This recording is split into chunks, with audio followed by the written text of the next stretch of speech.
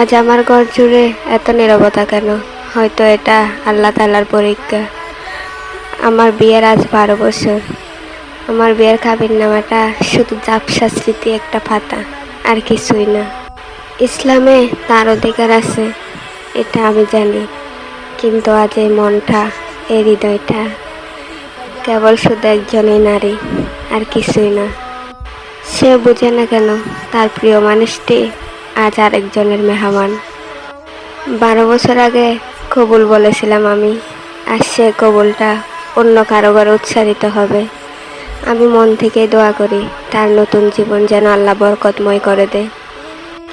আমি আল্লাহর ফয়সালায় বিশ্বাসী, কিন্তু ইবাদতের জায়নামাজে বসলে চোখ কেন ভিজে ওঠে আমি বুঝতে পারি না। কেন প্রতিটি দীর্ঘশ্বাসে তারে খুঁজি।